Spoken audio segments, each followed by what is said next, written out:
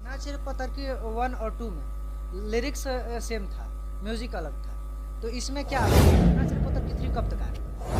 नाम है लेकिन थोड़ा बहुत सुन कि पत्थरकी के बाद मुटकी पे मुटकी इनको घसीटना ही है, कारण क्या है? विवाद करके ट्रेंडिंग में आ जाते हैं, आप क्यों नहीं विवाद? नमस्कार, प्रणाम, मैं हूं प्रवीण तिवारी और आप देख रहे हैं भोजपुरी अपडेट बक्सर। दोस्तों, आपको बता दें कि हम सारेगामा हम भोजपुरी के सेट पर हैं और आपको बता दें कि एक ऐसे शख्स से मिलवाने वाले हैं जो किसी पहचान के मोहताज नहीं है। बक्सर के बाग भोजपुरिया लाल चॉकलेट स्टार अरविंद अकेला कल्लू जी से मिलवाएंगे आज आपको और कुछ चटपटा बात करेंगे। भोजपुरी अपडेट बक्सर में आपका स्वागत है। जितने लोग देख रहे हैं सभी को सादर प्रणाम। कैसे हैं? एकदम बढ़िया है, आप कैसे? बढ़िया है भैया। और सारेगामा हम भोजपुरी के सेट पर है तो कुछ बवाल होगा, उसके बारे में हमको थोड़ा बताइए। जी अभी हम लोग हैं जमशेदपुर में, टाटा में, और सारेगामा हम भोजपुरी के लिए बहुत ही अच्छे अच्छे सॉन्ग शूट हो रहे हैं। 4-5 लोग ही शूट हो गए, 2-3 बोली सॉन्ग शूट हो गया और आज शूट होने जा रहा है जिसका इंतज़ार सभी को था। और सभी लोग बार बार मैसेज कॉल, सभी लोग जहाँ जाते थे वहीं पूछते थे नाच रे पत्थर की 3, नाच रे पत्थर की 1 और 2 को आप लोगों ने इतना प्यार दिया, इसके लिए दिल से बहुत बहुत धन्यवाद। और नाच रे पत्थर की 2 ये जमशेदपुर में हुआ था, तो पूरी कंपनी की और हमारे जो बद्री भैया उनका प्लान था कि 3 भी हम लोग जमशेदपुर में करें।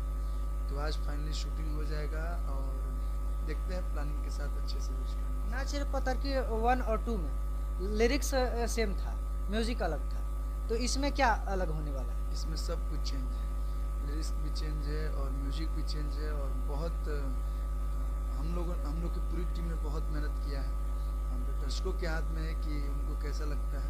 पूरी टीम यही कोशिश करेगी कि आप लोग को हद से ज़्यादा पसंद आए और जिस जो उम्मीद है उस पर हम लोग खरा उतरेंगे। भोजपुरी इंडस्ट्री में अक्सर ऐसा कहा जाता है कि जो गाना हिट हो गया उसी पर आदमी ज़्यादा बनाता है गाना, तो यही आप भी लेके चल रहे हैं क्या? नहीं, हम लोग जब भी आते हैं कुछ नया, कुछ अच्छा करने की चाह रहती है, तो और ये एक ऐसा है कि दर्शकों का डिमांड है, इसलिए हम लोग चाहते हैं कि वो पूरा किया जाए।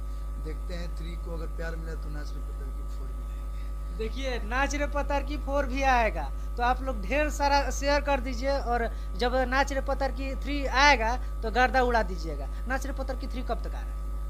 नए साल में आएगा, नए साल मतलब अभी डेट कंफर्म नहीं, आज शूट हो जाने दीजिए, इसके बाद प्रॉपर तरीके से प्लानिंग करके। और अभी तक मैंने जितना वीडियो किया है कहीं ना कहीं हम बोलेंगे नहीं, जब आएगा आप लोगों को खुद ब खुद मालूम चल जाएगा कि बहुत अच्छे लेवल से और बहुत अच्छे तरीके से शूट हो रहा है।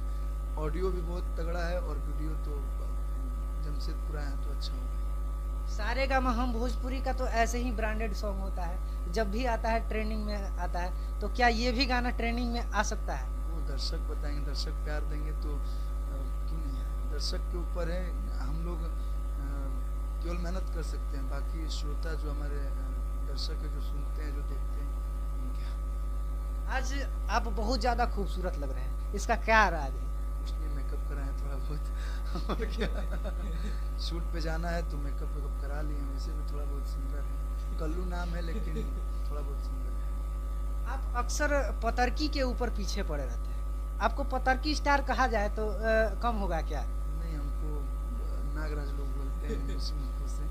पतरकी के पीछे नहीं पड़े हैं, बहुत लोग को मैसेज आया कि मुटकी पे भी निकालिए, तो सोचा जा रहा है इस पे भी कि पतरकी के बाद मुटकी पे। मुटकी क्या है कि बोलने में थोड़ा सा हो सकता है किसी को हर्ट हो जाए, तो इसीलिए पतरकी के पीछे पड़े रहते हैं। पतरकी जब गाए हैं जी न देबू का पत्थर को भी हिट हुआ है, नाच रे पतरकी, तो पतरकी बोलने में भी संवार की, पतरकी बोलने में भी अच्छा लगता है, तो इसलिए गाते रहते हैं।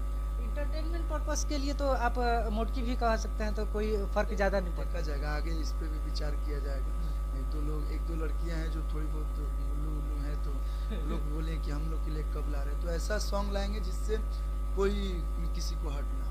और हमारा उद्देश्य ये रहता है कि जब भी ऐसा कोई सॉन्ग लाए जिससे किसी को बुरा ना लगे, देखेंगे।